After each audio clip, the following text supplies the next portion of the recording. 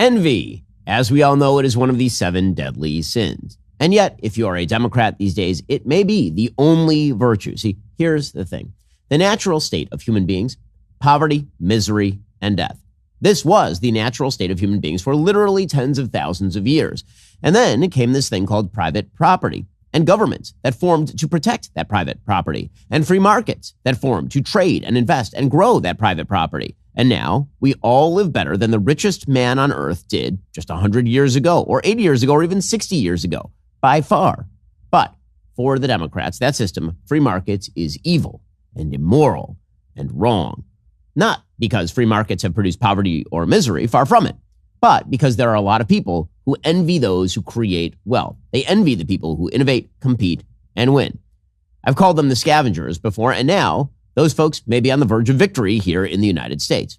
And I've got the proof. We'll get into that, plus whether you should be worried about hantavirus, what President Trump can do to end the war in Iran victoriously, and why Mark Hamill has fallen to the hate of the dark side. This is The Ben Shapiro Show.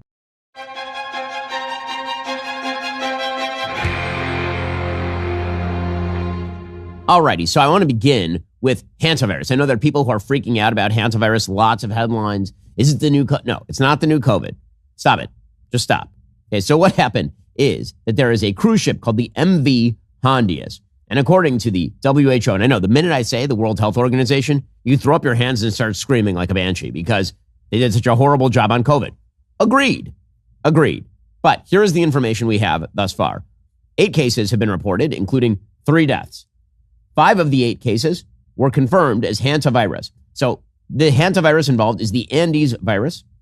This is the only species known to be capable of limited transmission between humans. It's linked to close and prolonged contact. Typically, hantavirus is transmitted by somebody ingesting rat poop.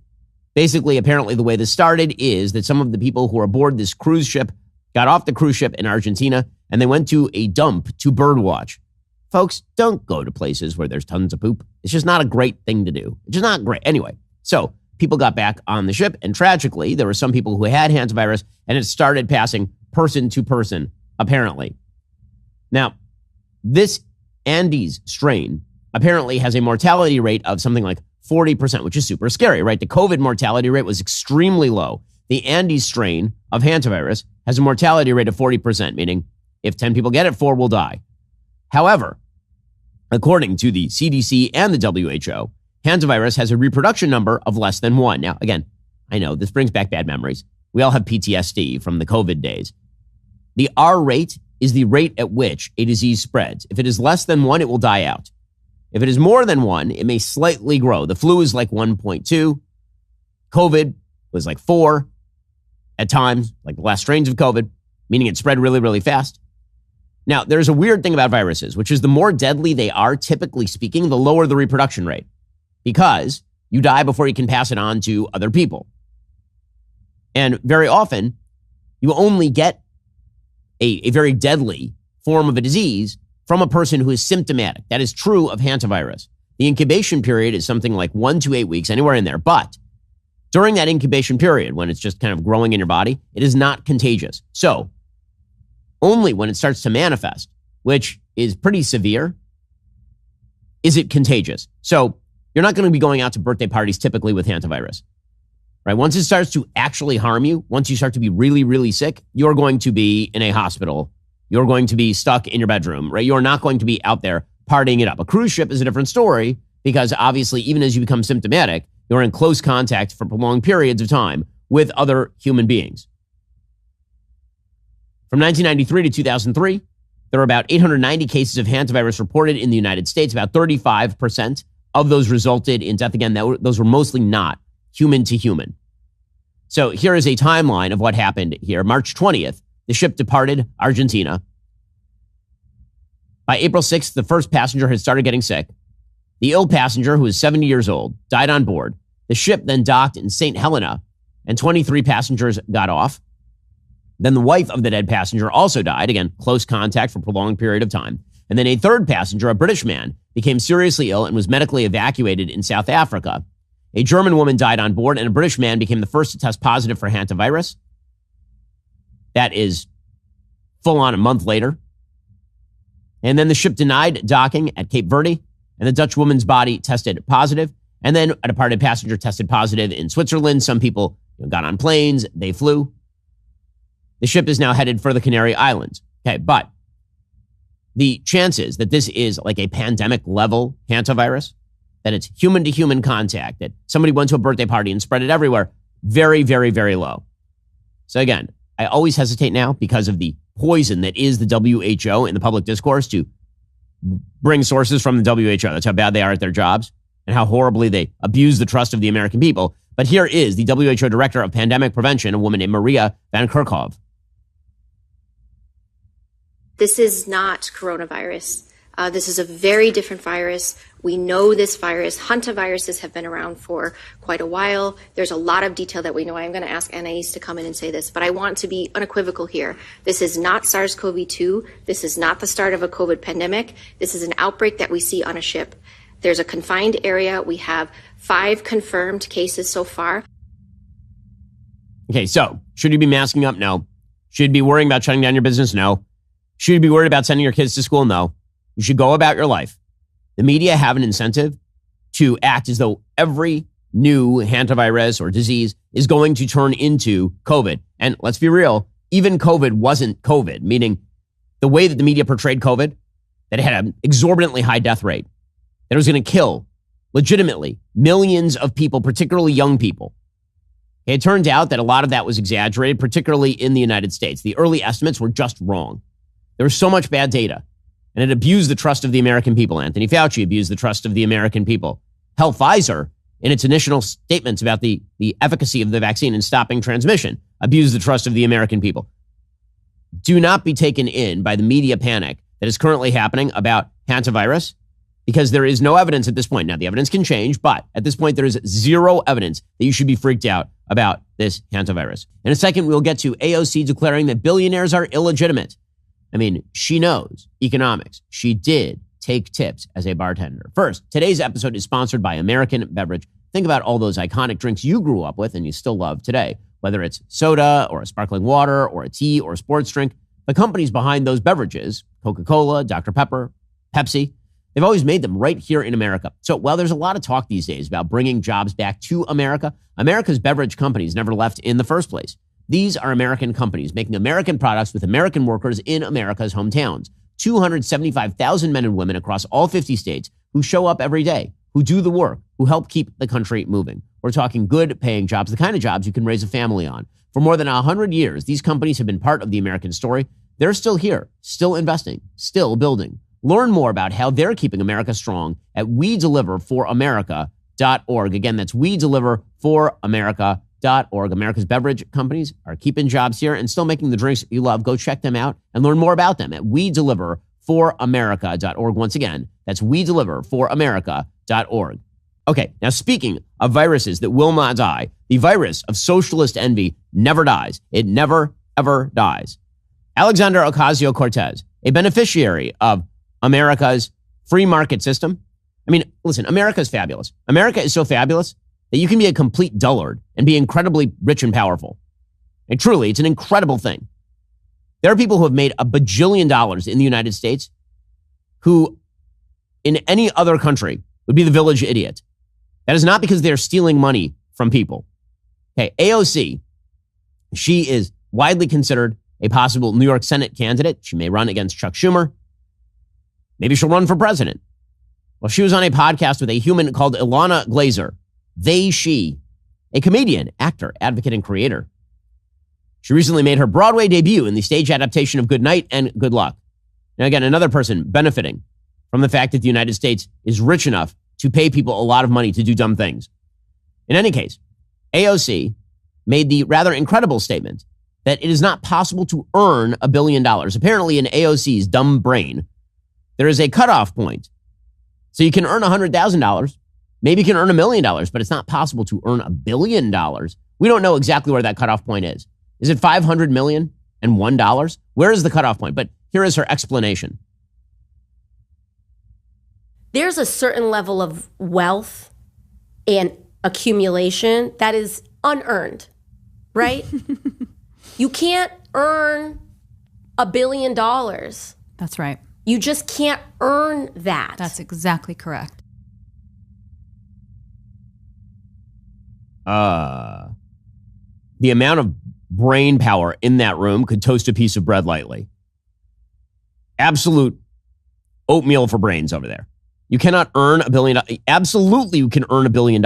In fact, the way that you earn $1 billion in the private sector is you provide goods and services to millions of people that they want to pay for. That is how you earn $1 billion. You innovate a new product, lots of people want it, and then they pay you for it. That is how you make money. But again, this sort of stupidity has become de rigueur for the left. Alexandra Ocasio-Cortez then pushed this further. She said, the single largest form of theft in America is wage theft. $50 billion a year are stolen from American workers. Now, she's not talking here about the wage theft of the government coming in and literally confiscating a giant chunk of your paycheck every month. She thinks it is wage theft for companies to not pay wages that she thinks they should pay. She says if a billionaire amasses their wealth by underpaying their full-time workers so severely they must rely on food assistance and government programs to survive, then no, that wealth was not earned by one individual. It was a wealth transfer subsidized by underpaid American workers and the public who got stuck with the bill for large corporations free-riding off our systems. She's not making the argument she thinks she's making. She really is not. I half agree.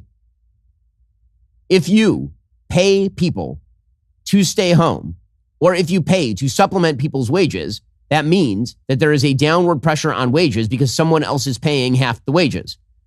That is an argument against government subsidization of wages. That is not an argument in favor of prying more money somehow out of the private employer. She says the point is less about individual morality. It's more about how our current economic reality of shattering inequality rewards screwing over workers and exploiting essential systems at scale. Again, the way to get wages up would be to reduce government dependency. That would be the way. She says, we're talking about monopoly power. She doesn't even know what she's talking about, monopoly power. This idea that billionaires are billionaires because they have quote-unquote monopolies. The only true monopoly in a free market system is a monopoly in which you get the government to regulate your competitors out of existence. That is how monopoly actually works. Rent-seeking, wage theft, profiteering, stock buybacks, destabilizing house markets. I mean, again, profiteering, do you mean like charging people for a product or service? Stock buybacks are not a form of monopoly power. What is she talking about? Companies using SNAP or EBT to underwrite their wages. Again, that is a critique of the SNAP EBT perverse incentives. Massive government subsidies or contracts to corporations following lobbying and dark money in politics with little to no oversight or accountability. I agree with that. But that is a capitalist point, not a socialist point. More government control equals more corruption. Duh. Some people get enraged. I draw attention to this. That's on them. Let them call me shrill, dumb, inexperienced, girly, or uneducated. I'm not calling her girly. She is a girl. I'm calling her shrill, dumb, inexperienced, and uneducated. She is all of those things. These folks will say anything to distract from or undercut the truth that working people are getting screwed, and giving people a fair shake means we must have a grown conversation about reigning in abusive power. So first of all, it has always been a Marxist lie that capitalism impoverishes the worker. It is not true. It has never been true. It was something Karl Marx argued back during the Industrial Revolution, that the impoverishment of wage earners would result from capitalism, and precisely the opposite occurred. Every prediction Marx ever made about the future state of the world was wrong. All of them. Which is why, in order to achieve his vision, governments eventually had to just kill tens of millions of human beings. Because it turns out that Marx's predictions about the future, his supposed prophetic powers, were untrue. He projected that there would be a gigantic class struggle. Never happened. He projected that capitalism would impoverish everyone. Didn't happen. He projected that workers would get poorer. Didn't happen. But again, all that Marxism is really rooted in the end, it's not rooted in any thoroughgoing understanding of economics or human nature. It is rooted in pure envy. Pure, unadulterated envy. AOC cites to Bernie Sanders as the founder of the movement. Again, citing some of the most useless people on earth as the founders of your movement is a move. Here is AOC. You know, Bernie Sanders, I think, was the first to puncture through with this messaging to mainstream America. And you're really his successor. You speak in such clear and simple language, so obviously spontaneous, genuine from your lived experience, which is so different. I mean, I'm laughing, but it's honestly terrifying how most, I would say the majority of elected officials do not reflect the lived experience of their constituents. When did this come into your consciousness, this system being rigged for the ultra-wealthy? Well, first I want to say, in a lot of ways, we're all kind of Bernie's successor. Again, there is no one who's been a bigger leech on the ass of American society than Bernie Sanders. The man has not held a productive job for literally 80 years. For 80 years, he has lived and sponged off the taxpayer. It's incredible. I mean, by the way, Bernie is the kind of person who is now going after Sergey Brin for the great crime of founding Google. Quote, Google founder Sergey Brin's wealth has doubled to $311 billion since Trump's election. Now he's spending $57 million to oppose a 5% billionaire's wealth tax in California. He'd rather millions lose health care than pay his fair share in taxes. This kind of arrogance is unacceptable. Again, unacceptable according to whom? You're a tyrant. Tyrant. And by the way, it is you who are arrogant because you believe you are entitled to Sergey Brin's wealth. By the way, wealth he hasn't even cashed out on. The predictable result of all of this, by the way, as we'll get to in a little while, is people will flee California. Anyone who can earn is fleeing California at this point. In the end, this is all rooted in a fundamental misunderstanding of how the world works, or envy, or both. Kamala Harris, I don't know. Is she stupid? Is she corrupt? Is she promoting evil? Maybe all three. She does this through this is the thing that people like AOC or Bernie or Kamala will do. They will posit a utopian world in which good things happen. And then they will say, if that world does not exist, it doesn't exist because of a system I don't like. So here she was saying that, she should be able to basically dictate wages. Here we go. But a revival. And what does that look like?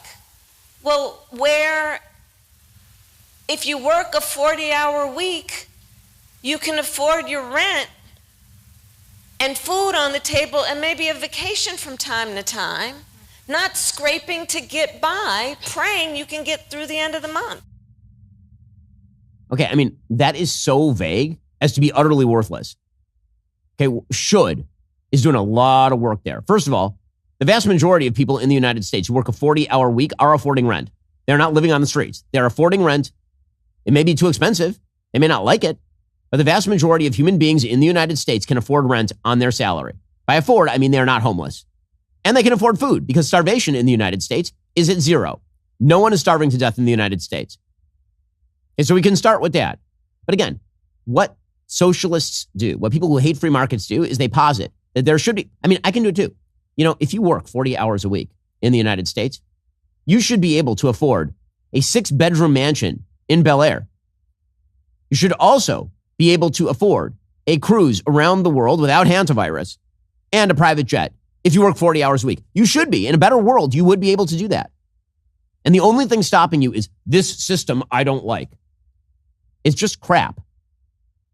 It's just nonsense. It's being practiced, by the way, out in California. Now, out in California, they're trying to do this. And coming up, we'll be joined by California's Republican gubernatorial candidate. Is he the next governor? Why is California falling apart? We'll get to it with Steve Hilton in a moment. First, Mother's Day has a way of making people feel pretty nostalgic. Moments that seemed ordinary at the time. Somehow, these become the memories everybody treasures later. The problem is, a lot of those memories are stuck on old VHS tapes, camcorders, photo albums nobody can easily access anymore, which is why Legacy Box is such a great gift idea. You send them your old tapes, film, pictures. Their team professionally digitizes everything by hand in Tennessee. Then they send you back your originals plus digital versions you can easily watch and share with the family. It's a simple and awesome way to preserve the moments that shape your family's story. We digitized all my parents' stuff, which means that I can see my grandparents with my parents. They can see themselves as children. It's an amazing thing. Join over 1.5 million families that have trusted Legacy Box with their memories. When you preserve those old videos and photos, you're not just giving your mom something meaningful. You're making sure your kids and future generations will one day be able to see the people and moments that shaped your family's story. Go to legacybox.com/Shapiro. Save 60% during their best Mother's Day sale ever. Legacybox.com/Shapiro for 60% off. Again, that's legacybox.com/Shapiro. In California, they're pushing hard for the idea that if they destroy the wealth creators, that somehow this will magically fix everything. One of the people who is running against that is Steve Hilton. You know him from Fox News, conservative political commentator, former political advisor, and now candidate for governor of California in the polls, the front runner at the moment. Steve, thanks so much for joining the show. Really appreciate it. Fantastic to be with you. I love what you've been saying, Ben. It's fantastic. Can I add one little dimension to what you've been saying, which is taxes? Please do. So at the same time as all of this going on, which you correctly described there, you've got, because of the tax system, low-paid workers, the ones that Kamala Harris and all these people profess to care about, certainly in California, paying massive taxes to the government. And the employers that are allegedly impoverishing these workers also paying massive taxes to the government, which are then recycled in these handouts. I'll just give you the numbers. In California, there are a number of counties now where, because of the cost of living being so high, because of Democrat policies, the official definition of low income is $100,000 a year. So you got people, because of the California tax system, earning 70, 80, 90 grand a year, low income, paying 9.3% state income tax. That is higher than the top rate of tax in most states in America. What have they got to say about that? Nothing. My plan, on the other hand, is to reduce taxes for those people, eliminating state income tax for everyone earning 100 grand or below. And so these people just don't think about the actual system. They want more and more taxes, more and more government, and then they complain that the workers aren't getting paid enough, even as they're taking more money out of their pockets. It's totally insane. I was just in California a little bit earlier this week, and I was looking at the gas prices in California, and you have people in California complaining about it's the Iran war that's making the gas prices go up. Well, it's weird because I live here in Florida, and yeah, gas is a little more expensive than it was a couple of months ago before the war started. But I noticed that per gallon over here, $3.95 a gallon, $3.90 a gallon. And then I'm in LA and I'm looking at $7 a gallon. That is not happening because of the Iran war. That is happening because of the horrific governance in the state of California. And it's a regressive tax because you know who can afford an electric car? Rich people. You know who can't afford an electric car? Everybody who's a wage earner. Exactly. I mean, that's why the first pledge in my campaign about a year ago when I started was $3 gas. Because at the time, before the war, you had 40 states in America where gas was $3 or below, most of them with no oil reserves. California has abundant oil reserves, yet because of their insane virtue signaling about clamping down on fossil fuels and ending fossil fuels, they are ending California production of fossil fuels, that's for sure. But the overall consumption of fossil fuels in California since their war on fossil fuels is about the same as it ever was, except now we're importing it from halfway around the world. Our number one provider of oil right now used to be California when we got most of it from in-state. Number one provider now, Iraq. These geniuses, in the name of climate change, are now shipping oil halfway around the world, 7,500 miles from Iraq in giant supertankers, spewing out carbon emissions because they run on the dirtiest form of fuel, bunker fuel, in the name of climate. They're literally increasing carbon emissions in the name of climate. Another example, the oil that works with California refineries is a heavier form of crude oil. A good match for that, the oil you get in South America. So again, in the name of Gavin Newsom's climate policy, we are now expanding oil drilling in the Amazon rainforest in order to provide oil to California because they refuse to actually get it from within California. In the process, shutting down our energy industry and destroying jobs in the rural areas of California like Kern County, which they don't care about. It's just so utterly insane and incoherent. We got to take these people apart. You know, Steve, one of the things that is truly amazing is you're hearing people like the AOCs and the Bernies of the world talking about the system being rigged. Meanwhile, one of the people running for governor in your race is Tom Steyer, who every so often just blows like $150 million on a political race in which he gets his ass kicked and trying to rig the elections in his own favor by spending gobs of his own money, much of which was earned off of carbon-based fossil fuels. It's pretty astonishing stuff. And simultaneously saying that the wealth tax isn't high enough in order to drive the other people who are actually innovating and earning in California out of the state. Now, what do you make of your competitors in this race? How do you view the race at this point? So one further point on Tom Steyer, we all have to publish our taxes as candidates for governor. Of all the candidates in the race, billionaire Tom Steyer, who rails against billionaires using tax loopholes to avoid paying taxes, actually pays the lowest effective tax rate because he's stashing his money away in tax loopholes and places like the Cayman Islands. So, I mean, the whole thing is so ridiculous. In terms of the race, I think where we are now is encouraging for those of us who want change in California, which, by the way, is a majority. Just to be clear, the data on whether people think the state is going in the right direction or wrong direction has shifted very negatively against the Democrats. During the last governor's race 4 years ago, the kind of right track, wrong track number, wrong track in California was at mid to high 40s. Today, it's mid to high 50s. There's a majority who want change. That's why I know it's going to be difficult to win this year, but I think we've got an opportunity because people are sick of what's been going on. In terms of the race, we got this ridiculous top two primary system. The top two vote getters in the primary go forward regardless of party. Right now, I'm leading or tied for the lead in all of the polls. There's another one out today that has me on 20%, Javier Becerra, Biden's former health secretary, on 20, everyone else on 14 or below.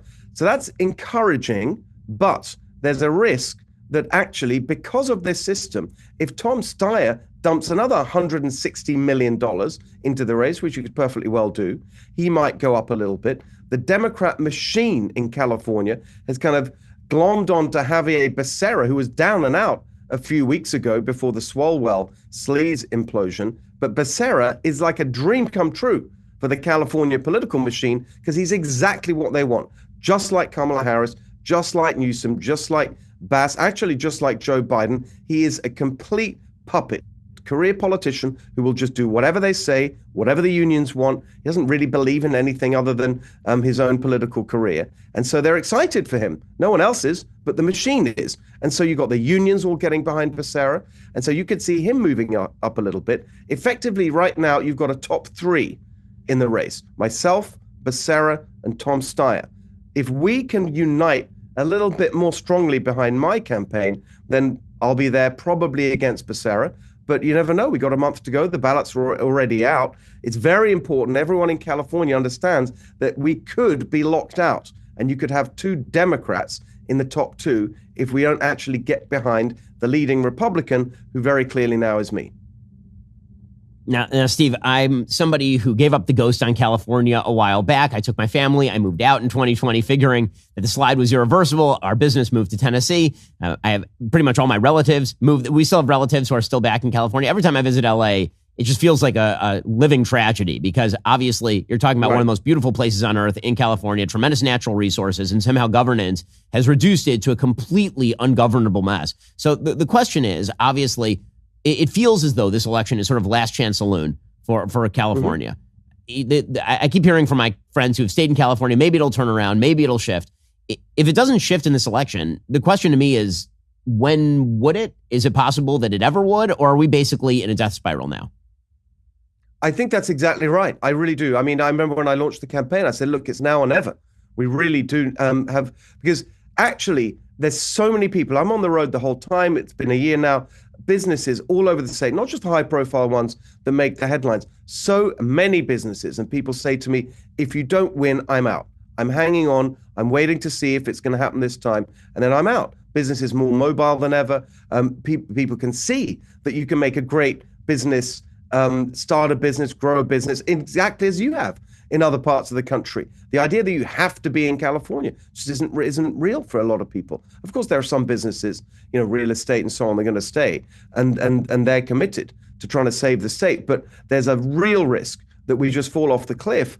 And so this is a make or break moment. I think we can do it because of the fact that people are so sick of what's been going on. We've got a couple of other factors in our favor. In a midterm election, as you know, it's all about turnout, getting your voters out. And there's a couple of ballot initiatives that have been confirmed for the ballot in November in California that will really help get Republicans voters out because they're disproportionately popular among Republicans. The first of them is a ballot initiative called Save Prop 13, which is about limiting local tax increases, property tax increases, and so on. And then the one that's had more attention, Voter ID. Voter ID is going to be on the ballot in November. That's really popular with Republicans. So I think that we've got everything going for us. The Democrat candidates are terrible in different ways, whether it's Becerra, who's just a complete, even look how bad Becerra is. Even his own former colleagues in the Biden administration are now leaking every day about what a useless cabinet secretary was.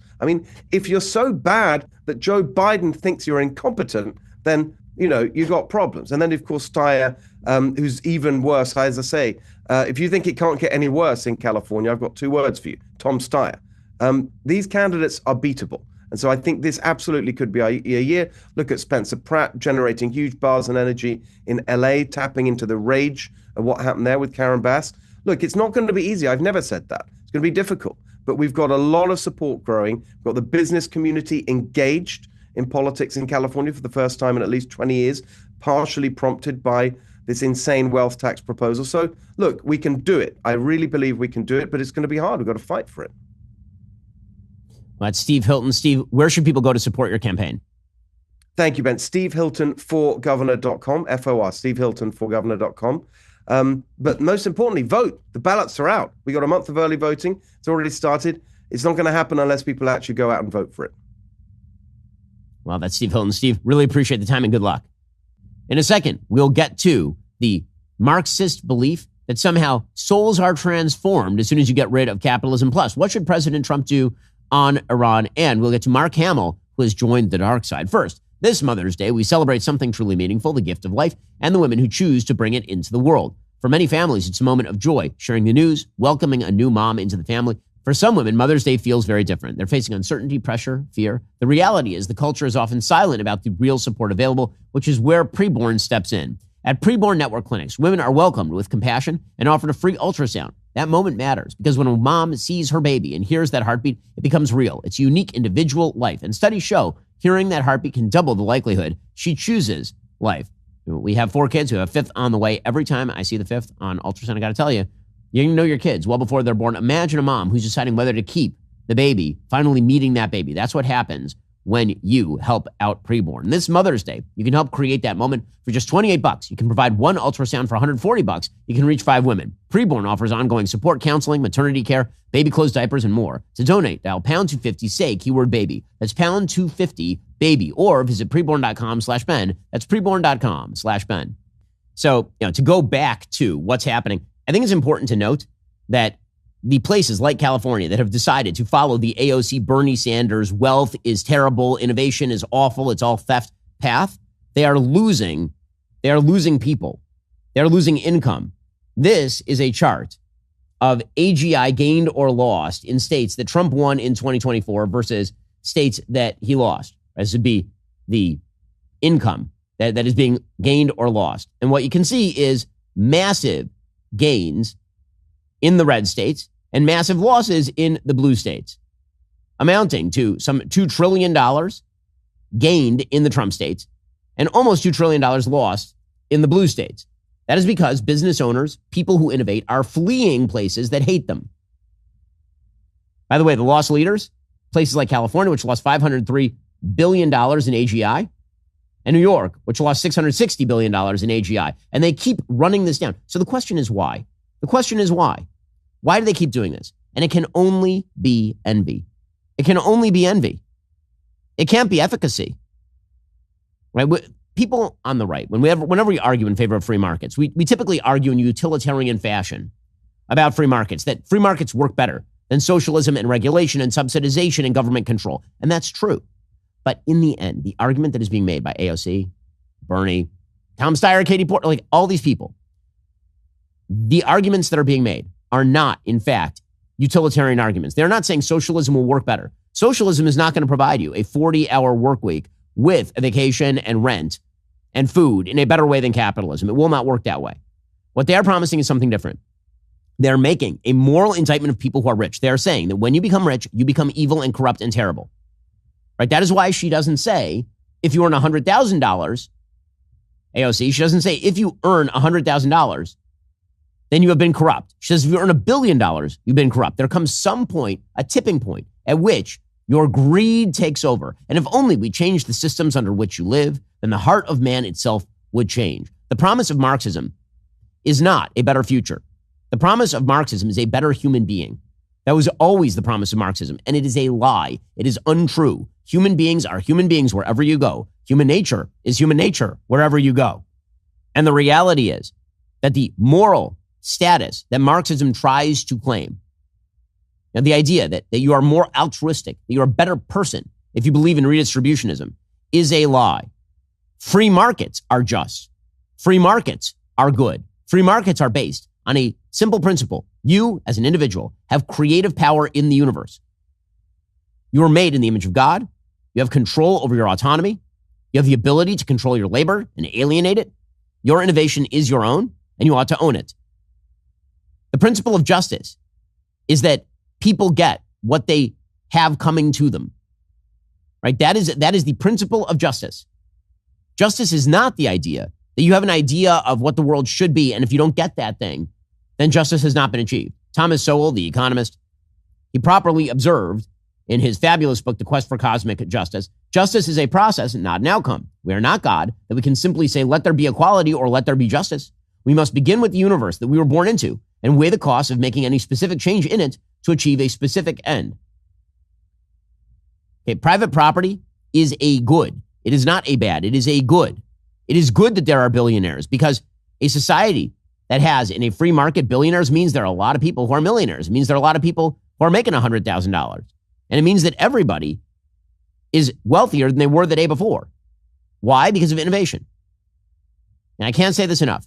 There are time machines on planet Earth. They're called airplanes. Take an airplane to a third world country that does not protect private property, that does not believe in equal rights before the law, and see how it works out for you. It's terrible. It's truly awful. Meanwhile, you're living here in the United States, the greatest country in the history of mankind. And you have a magical device that you carry around in your pocket every day, filled with more technology than the tech that was used to put a man on the moon. And you're carrying that around every day. And you can hit a button on that phone, and a product will be magically delivered to you without any effort on your part other than hitting the button. And that product will have been sourced from 80 different countries, and you'll never know about it. That's the power of free markets. And that's rooted again in your specific priorities. You're not a victim in the system. You get to decide what you want to buy. You get to decide what you want to sell. You get to decide how much you're going to spend for a thing, or whether you don't want to spend that much money for a thing. The theory of marginal value, right? The idea that you as an individual get to decide what a thing is worth to you is the basis for free market economics, meaning that it is the most individualistic system that has ever been conceived of by mankind. We didn't even properly understand it until the works of Ludwig von Mises and von Boerk in the late 19th, early 20th century. And the basic idea is this. A glass of water, what is it worth to you? Now, in the United States, on a typical day, probably not all that much, right? You can go to a tap, you can open up the tap, you can put some water in it. If you were in the Sahara, it would be worth literally all of your wealth, because otherwise you would die. Does that mean that the water changed value, or does it mean that your value on the water changed? Your value on the water changed. And that's what price systems do. We aggregate the value in the time, and then we figure out what the average person is willing to pay, basically. That is good. It is better. You innovate, you compete. Things get better. So it is not just a utilitarian case, it is a moral case. And again, the left hates that moral case. They want something completely different. Okay, meanwhile, the left is getting more and more radical. The left is getting more and more violent in its perception of the world. Mark Hamill put out a post. Mark Hamill, of course, is most famous for playing Luke Skywalker.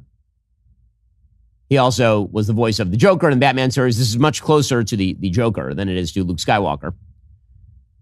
He put out a photo of President Trump, in sort of an AI painting of President Trump, dead, like lying in the ground with flowers growing on him and a gravestone atop him that says Donald J. Trump, 1946 to 2024. And he put out a statement on Blue Sky, which is Twitter for leftist crazy people. Quote, "If only he should live long enough to witness his inevitable devastating loss in the midterms, be held accountable for his unprecedented corruption, impeached, convicted, and humiliated for his countless crimes. Long enough to realize he'll be disgraced in the history books forevermore." Okay, he then deleted it. Putting up pictures of your political opponents dead, typically a bad thing. Now, it was just a couple of days ago that Barack Obama was with Mark Hamill at the Obama Presidential Center. Happy Star Wars Day from the Obama Presidential Center. I have a very good feeling about this. Mark, I am glad you are here. I want to tell you about someone. Okay. A young person born into ordinary circumstances, but restless, unsatisfied. A kid with big dreams, a bit of a rebel. I like where this is going. They join a scrappy group of underdogs and set out to change things. By blowing up a giant space laser? Mark, this is not about you. As wonderful as you are, this is about them. This isn't a monument to my legacy. It's a gateway to yours. It's about him. The Obama Presidential Center is much more than a museum. It is an entire campus built to empower you. A place to come together, get inspired, and become a force for change. Yeah, exactly. It's the Zoolander school for kids who can't read good. Strong the dad jokes are. Oh. That's perfect. My favorite thing about Obama there is that he's like, Mark, it's not about you. It's about me. That's literally what he's saying. You know, a scrappy underdog grew up. But again, the left, mostly fine with this sort of thing these days. Kathy Griffin, who was last seen holding up a mock-up of the severed head of Donald Trump. You remember that during term 1. Well, now she is out there making fun of Erica Kirk, which has become sport. I have to say, the sport of making fun of Erica Kirk is one of the sickest things I have seen in modern American politics. It is disgusting. It's disgusting. You don't have to love Charlie Kirk. You don't have to like Erica Kirk. You don't have to do any of those things. But making fun of the widow of a guy who got shot in the neck live on camera is insane. It's totally crazy. And the fact that this has become sport for people on the right and on the left is sick. Truly vile. Here's Kathy Griffin doing a Candace Owens. There's always new things happening. I mean, who knows how many assassination attempts there could be just in the next day, or how many times Erica Kirk is going to switch from her sparkle pants to that weird video that she made that's just bizarre. It's kind of a close-up, like a zoom-in shot of her face. Nothing will ever be enough for the evil in this world.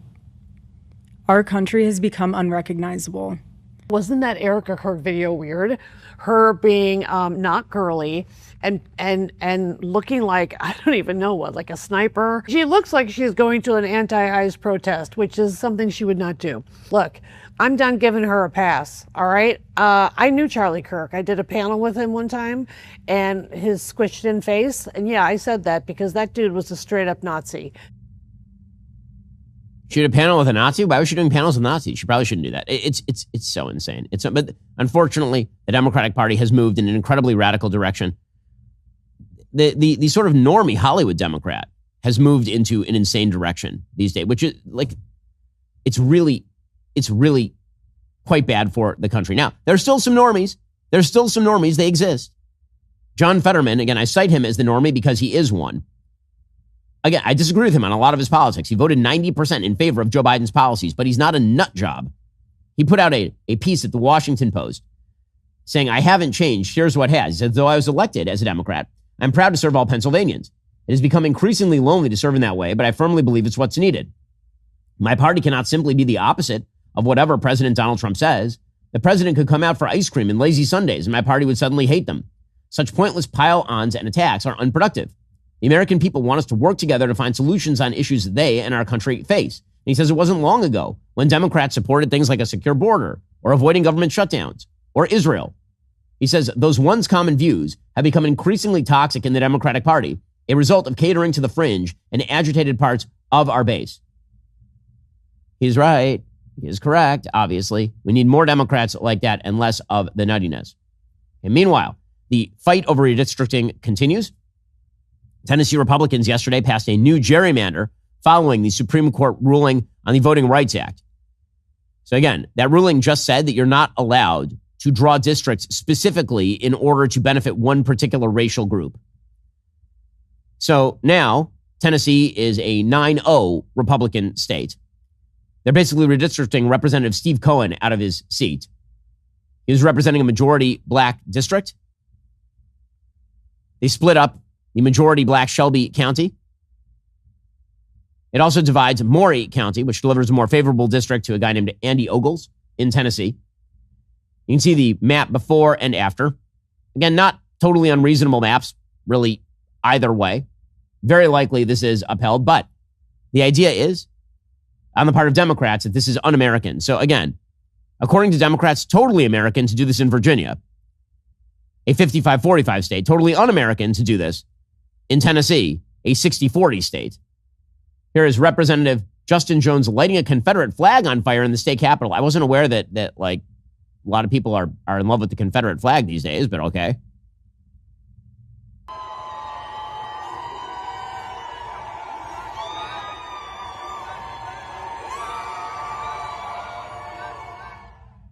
The performativeness. And then he decided to curse out a state trooper because it's the state trooper's fault somehow. This is Justin Pearson. What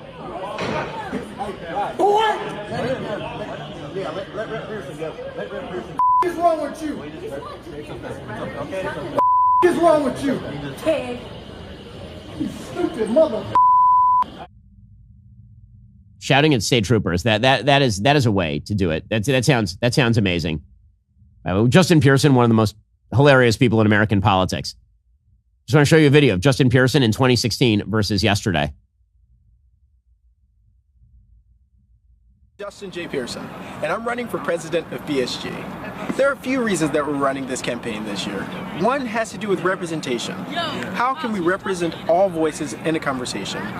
I wanted to do this by partnering with organizations from the Bowdoin Democrats to the Bowdoin Republicans. I want to bring together different voices, dissenting voices, voices that may be more liberal or more conservative, in order that we can reach a point of sort of the radical middle.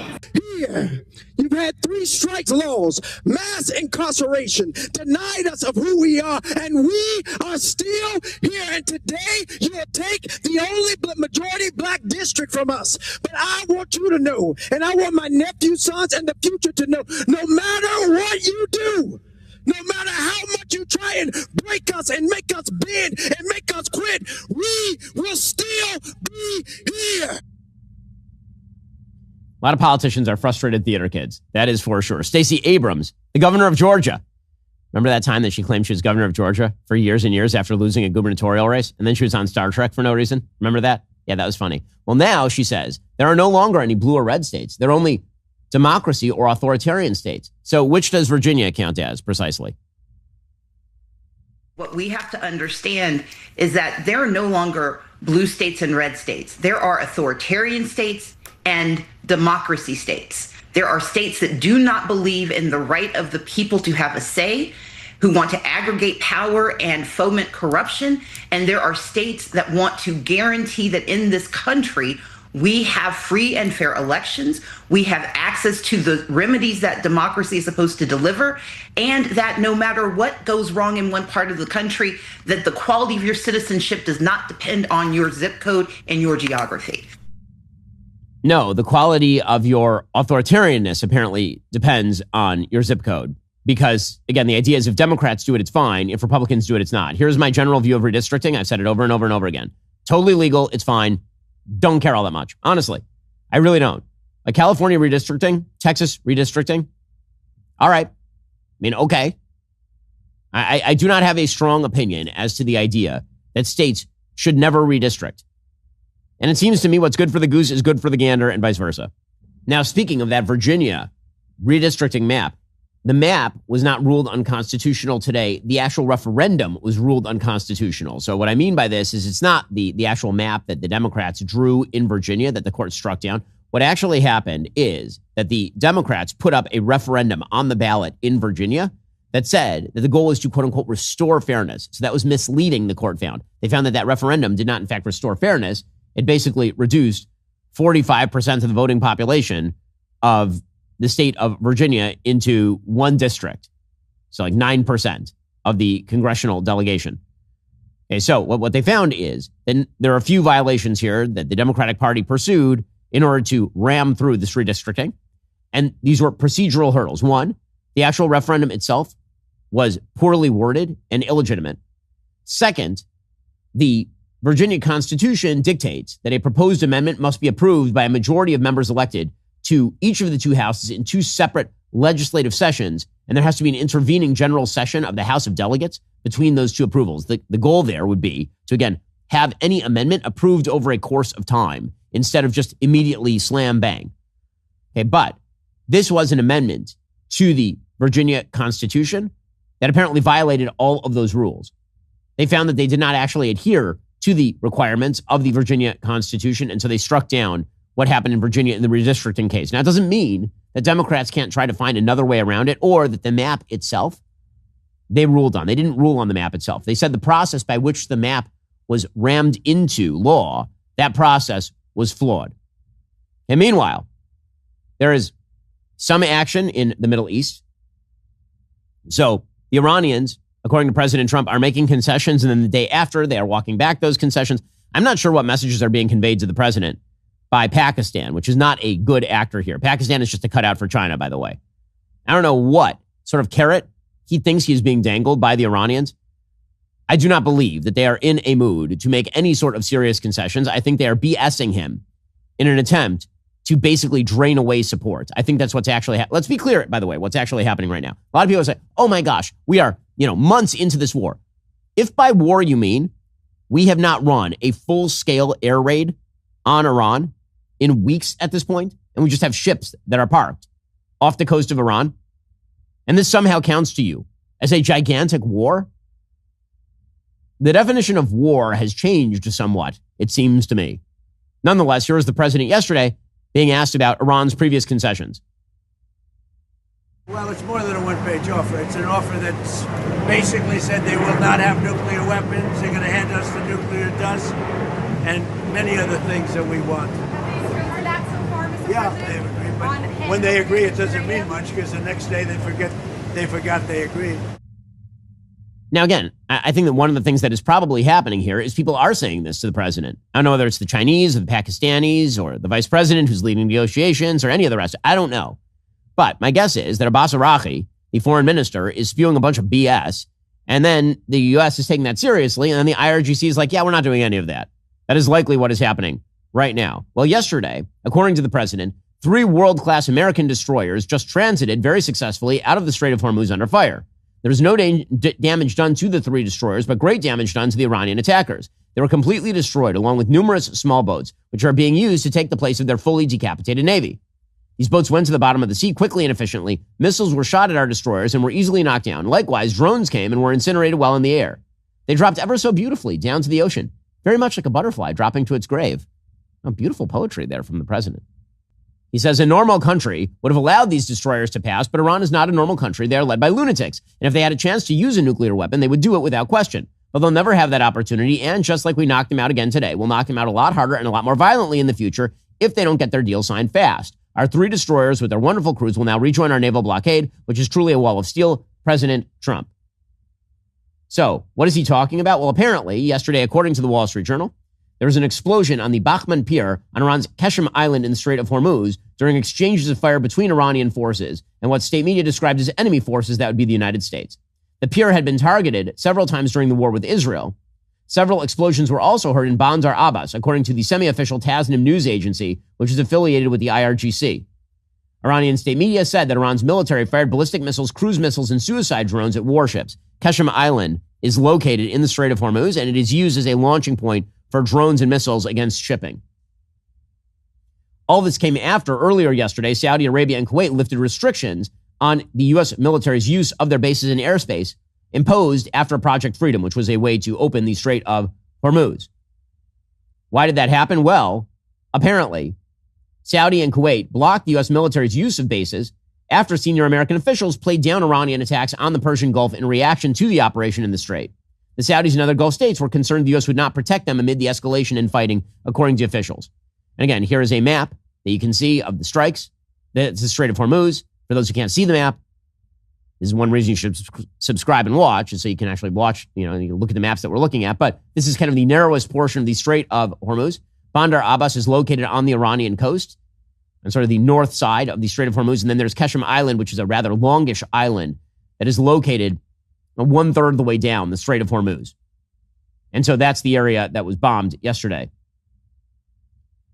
Well, the U.S. ambassador to the UN, Mike Waltz, suggests that Iran is trying to force people to pay tolls, and that's unacceptable.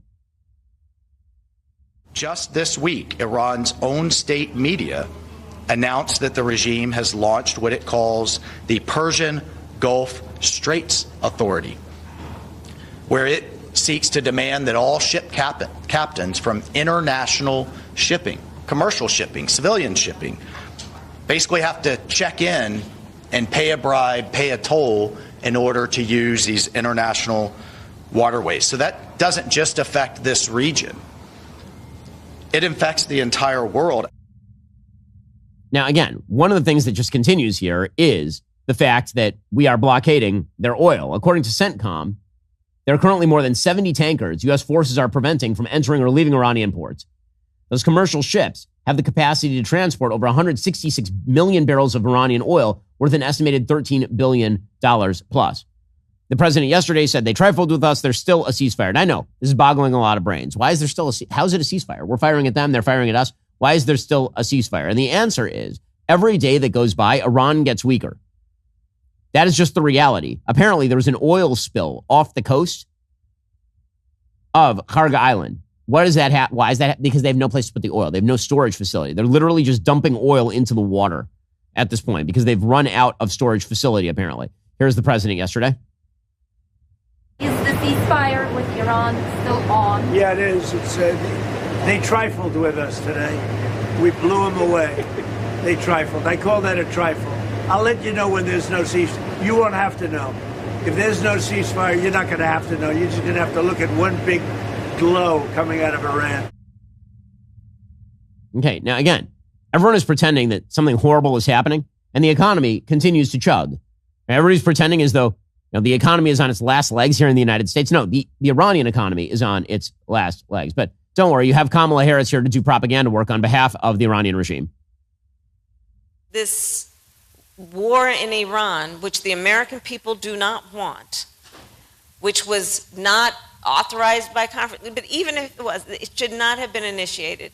He talked about obliterating, and then he said, oh, he did. It's all just bullshit. God, she's awful. God, she's so awful. She has to crowd test whether to say bullshit or not. It's insane. Okay, so the question everybody keeps asking is, how does this come to its end? Okay, so just to reiterate, here are the goals. Prevent Iran from ever having a nuclear weapon. Destroy their ballistic missile umbrella, because the ballistic missile umbrella allows them to develop a nuclear weapon, and end their support for international terrorism, right? End their spreading of their tentacles around the Middle East. There are only two ways to achieve these goals in the long term. Now, in the long term, one, Iran agrees to it. Two, regime change. Now, the president has been focused a lot on one, the idea that Iran is going to agree to it. It'll be like Venezuela. Basically, the Venezuelan regime is evil, but rational. The current regime realizes that it is better to continue to exist and control the country and give way to the United States than to not exist. And so we're trying to model what we do with Iran and what we do with Venezuela. The difference is socialist/communist regimes are evil, but exist in the realm of rationality. Obviously, that is not true of the IRGC. The IRGC is much more like Hitler at the end of World War II in the bunker, or like the Japanese generals who tried to prevent the surrender of Japan after the nuclear bombs were dropped. Okay, so that means that the regime needs to change. But here's the thing. The regime does not have to fall right away. We don't have to launch tens of thousands of troops into Iran to achieve immediate regime change. If you can deprive Iran of its nuclear development long enough for the regime to fall, if you can keep their ballistic missile arsenal degraded long enough for the regime to fall, if you can degrade their economy long enough for the regime to fall, you win. I've been saying this all along. It may not take just this in order for Iran to fall. Maybe 6 months later it falls. Maybe a year later it falls. That would be a win. That's why I've said many times, you cannot adjudicate whether this action was a victory or a failure for probably months to years afterward. And by the way, that's usually true with wars. Since the end of World War II, with an actual surrender, it's taken a while to determine whether a thing is a victory or a loss. For example, when we had an armistice in Korea, was that a victory or a loss? Well, it turns out, in retrospect, pretty large victory, because South Korea exists and has been a thriving place. Okay, so how can Iran survive, right? Which is the way that they're able to continue being a threat. Only by pushing the United States off the ball. And that means they're going to try to wait us out. They think that if they can get us to just go home, pack up and go home, then they might be able to rebuild their export economy and rebuild their nuclear facilities and rebuild their missile facilities. And we're right back where we were a few years ago in 5 or 10 years. That's their whole game. But we could end American serious involvement in the next 3 weeks with prospective victory if we want to. There are options. So let me just spell out one creative option. Okay, so again, they're relying on the idea they can rebuild their economy. What if we just said, no, you're never rebuilding your economy. You're toast. Unless you actually reintegrate into the world economy, you're done. And the way you do that is you destroy Kharg Island. Kharg Island is where all of their refineries are. And you go after the rest of their energy fields as well. That is the next bank of targets. Literally the next bank of targets. Let's say we destroy all of that. What does that mean? Well, that essentially dooms the Iranian regime to a forever future of poverty because they're not going to be reintegrated into the world economy. And now they have no oil exports, even to China or Japan. It means no money for their IRGC thugs. It means no possible recovery. It means a death spiral. So why don't we do that? Well, the reason that we don't do it is because Iran has essentially 2 points of leverage.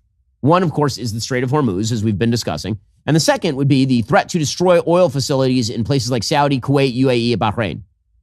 Both of these things are solvable. So take the second first. UAE is willing to undergo the threat of Iranian drones and missiles in order to permanently defang the regime. They have made this clear. Actually, so has Saudi.